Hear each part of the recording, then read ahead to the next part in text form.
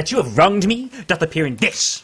You have condemned and noted Lucius Pella for taking bribes here of the Sardians, wherein my letters, praying on his side because I knew the man, were slighted off.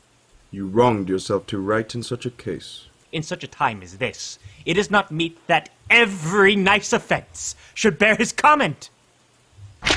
Let me tell you, Cassius, you yourself are much condemned to have an itching palm, to sell and mart your offices for gold to undeservers. I, an itching palm. Oh, you know that you are Brutus that speak this. Or by the gods, this speech well shall last. The name of Cassius honors this corruption, and chastisement doth therefore hide his head. Chastisement? Remember March. The Ides of March remember. Did not great Julius bleed for justice' sake? What villain touched his body? That did stab, and not for justice. What? Shall one of us that struck the foremost man of all this world, but for supporting robbers, shall we now contaminate our fingers with base bribes, and sell the mighty space of our large honours for so much trash as may be grasped thus? I had rather be a dog, and bay the moon, than such a Roman. Brutus, bay not me. I'll not endure it. You forget yourself to hedge in me. I am a soldier. I, older in practice, abler than yourself to make conditions. Go to. You are not Cassius. I am. I say you are not. Urge me no more. I shall forget myself. Have mind upon your health. Tempt me no further. Away, slight man. Impossible. Hear me, or I will speak. Must I give way and room to your rash choler? Shall I be frighted when a madman stares? Oh, ye gods, must I endure all this? All this, aye, more. Fret till your proud heart break. Go show your slaves how choleric you are, and make your bondmen tremble. Must I budge? Must I observe you? Must I stand and crouch under your testy humour? By the gods, you shall digest the venom of your spleen, though it do split you. 4. From this day forth, I'll use you for my mirth, yea, for my laughter, when you are waspish. Is it come to this? You say you are a better soldier. Let it appear so. Make your vaunting true, and it shall please me well. For mine own part, I shall be glad to learn of noble men. You wrong me in every way. You wrong me, Brutus. I said an elder soldier, not a better. Did I say better? If you did, I care not. When Caesar lived, he durst not thus have moved me. Peace. Peace. You durst not so have tempted him. I durst not. No. What? Durst not tempt him? For your life you durst not. Do not presume too much upon my love. I may do that I shall be sorry for. You have done that you should be sorry for. There is no terror, Cassius, in your threats. For I am armed so strong in honesty that they pass by me as the idle wind, which I respect not. I did send to you for certain sums of gold, which you denied me. For I can raise no money by vile means. By heaven, I had rather coin my heart and drop my blood for drachmas than to wring from the hard hands of peasants their vile trash by any indirection. I did send to you for gold to pay my legions, which you denied me. Was that done like Cassius? Should I have answered Caius Cassius so? When Marcus Brutus grows so covetous, to lock such rascal counters from his friends, be ready, gods, with all your thunderbolts, dash him to pieces. I denied you not. You did. I did not. He was but a fool that brought my answer back. Brutus hath rived my heart. A friend should bear his friend's infirmities, but Brutus makes mine greater than they are. I do not, till you practice them on me. You love me not. I do not like your faults. A friendly eye could never see such faults. A flatterers would not, though they do appear as huge as high Olympus. Come, Antony and your Octavius, come. Revenge yourselves alone on Cassius. For Cassius is a weary of the world, hated by one he loves, braved by his brother, checked like a bondman, all his faults observed, set in a notebook, learned and conned by rote to cast into my teeth. Oh, my God, weep, my spirit, from mine eyes. Here is my dagger, and here my naked breast, within a heart dearer than Plautus, mine, richer than gold. If thou be'st a Roman, take it forth. I that denied thee gold will give my heart. Strike, as thou didst at Caesar. For I know, when thou didst hate him worst, thou lovest him better than ever thou lovest Cassius.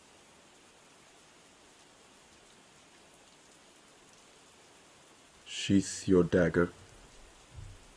Be angry when you will, it shall have scope. Do what you will, dishonor shall be humor. Cassius, you are yoked with a lamb that carries anger as the flint bears fire, who, much enforced, shows a hasty spark, and straight is cold again. Let Cassius live, to be but mirth and laughter to his Brutus, when grief and blood ill-tempered vexeth him. When I spoke that, I was ill-tempered too. Do you confess so much? Give me your hand. And my heart too. Brutus, Oh, what's the matter? have not you love enough to bear with me, when that rash humour which my mother gave me makes me forgetful? Yes, Cassius. And from henceforth, when you are over earnest with your Brutus, he'll think your mother chides, and leave you so.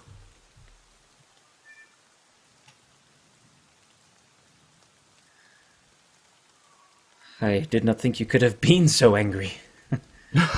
Oh, Cassius, I am sick of many griefs. Of your philosophy you make no use, if you give place to accidental evils. No man bears sorrow better.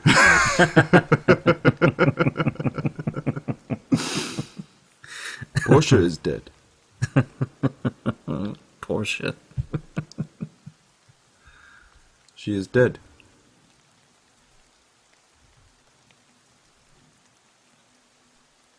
How escaped I killing when I crossed you so?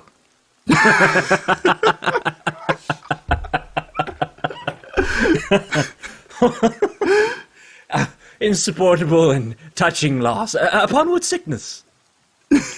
Impatient of my absence.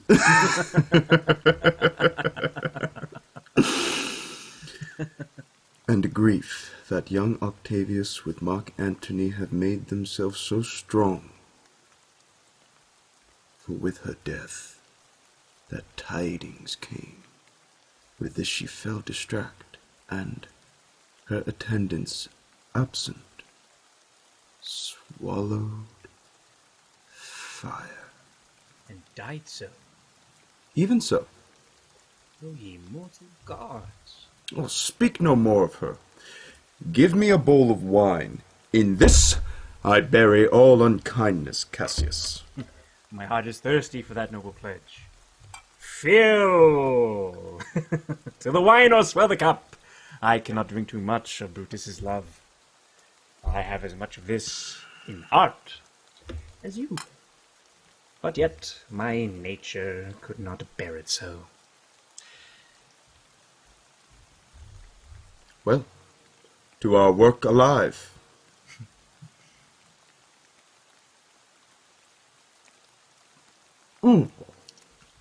What do you think of marching to Philippi presently?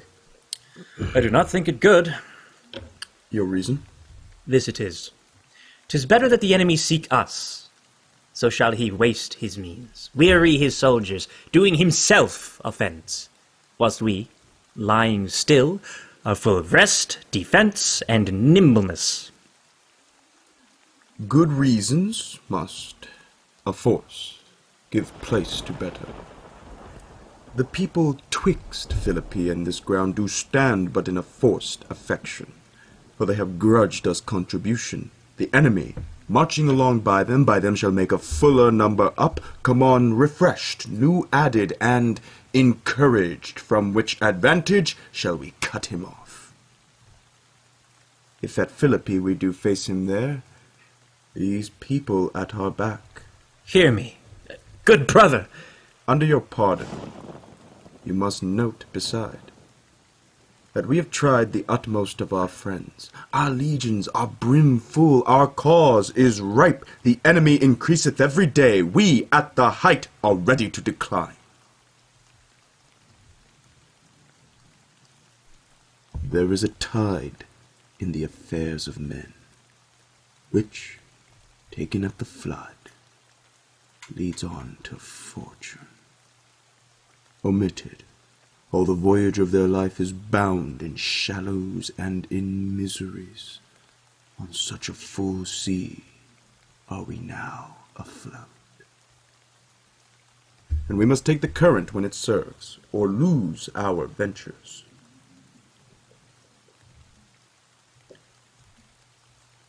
Then, with your will, go on. We'll along ourselves, and meet them at Philippi.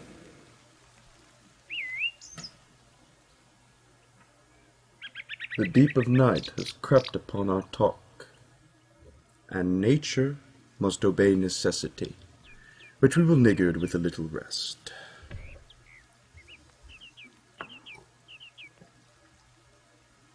There is no more to say.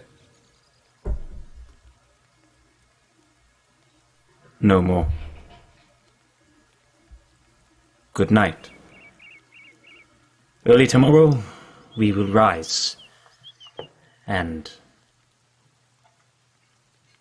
hence.